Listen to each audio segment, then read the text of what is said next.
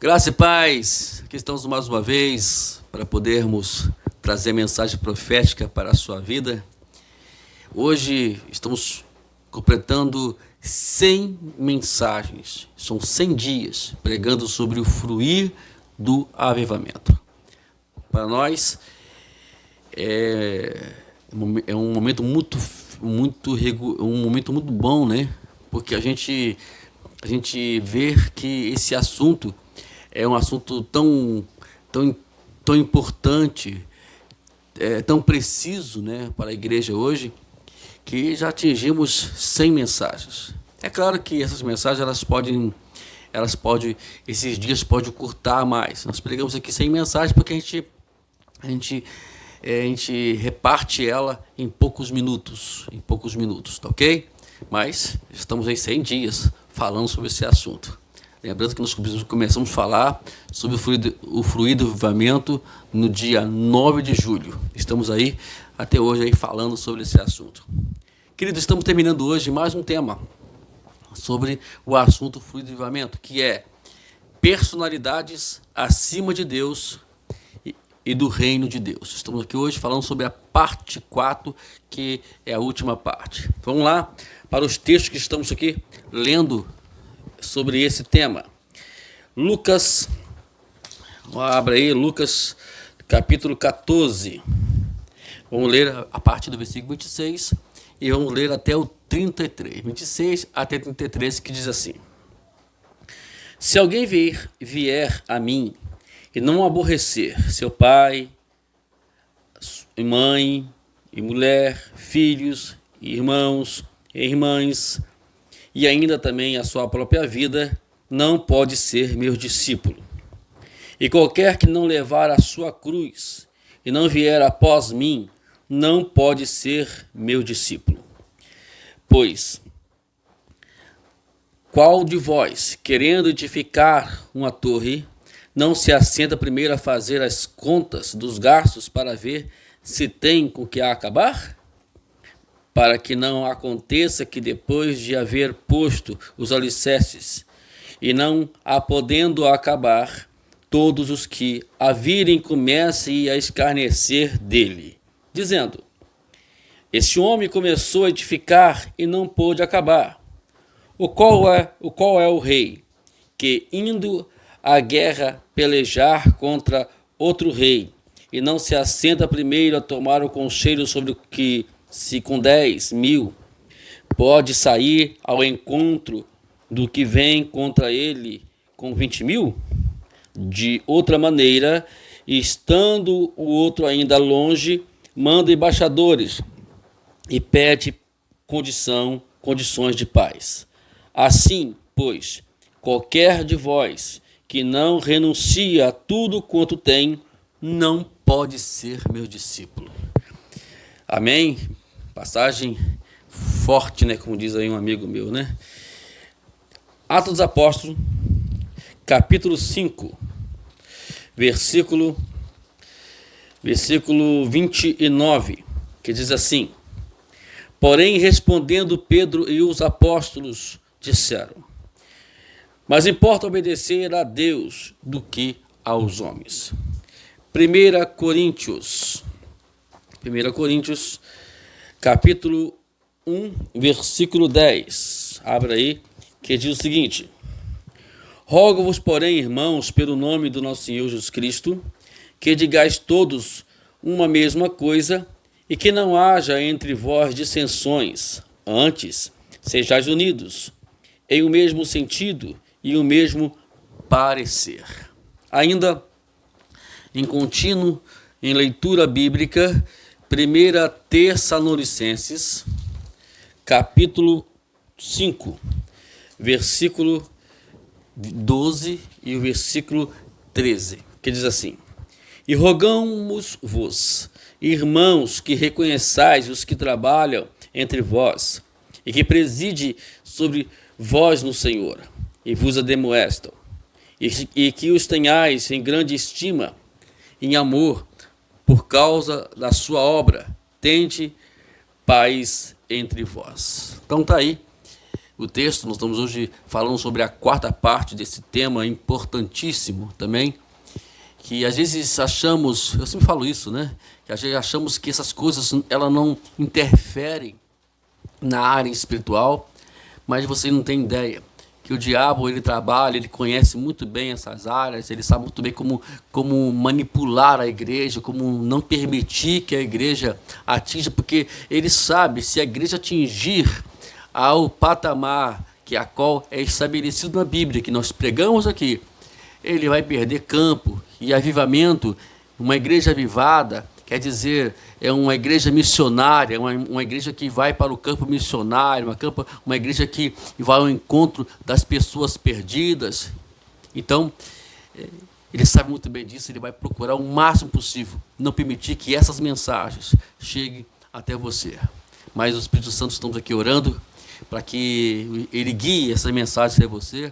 Você que ainda que é inscrito no canal, divulgue isso, né? Dê o seu like, porque o seu like vai colaborar para que essas mensagens cheguem aos ouvidos de pessoas que precisam ouvir essa mensagem, como nós precisamos também, ok?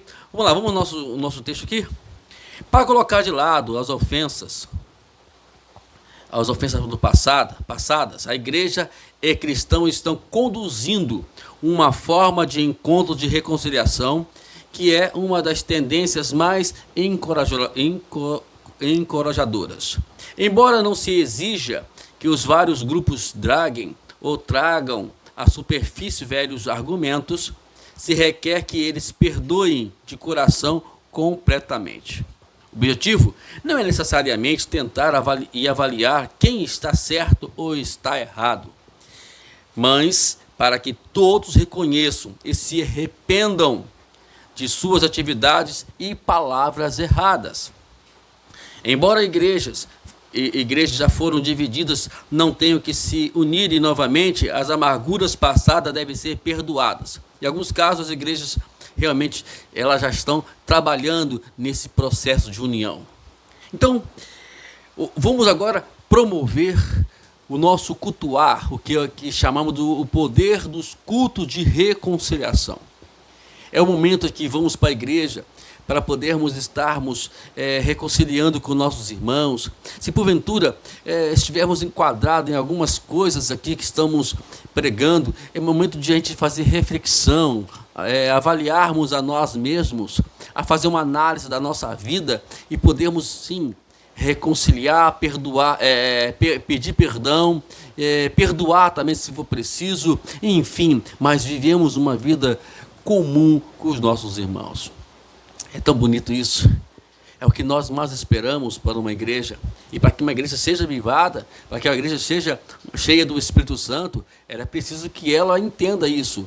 E tudo começa exatamente quando nós nos arrependemos. Arrependimento é lembrar dos nossos atos errados e nós entristecermos porque erramos e largarmos e consertar o que quebramos, ou tentar consertar de alguma forma.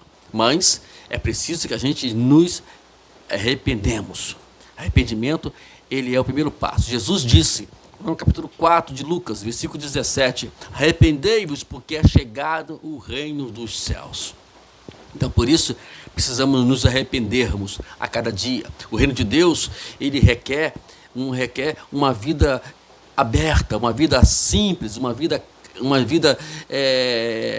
de paz para com todos, como nós lemos aqui, né, que tem de paz entre vós. Vamos nós estabelecer isso, e para termos esta paz é preciso que a gente entenda o objetivo de Deus, o propósito de Deus para as nossas vidas. Amém? Vamos lá, vamos continuar aqui.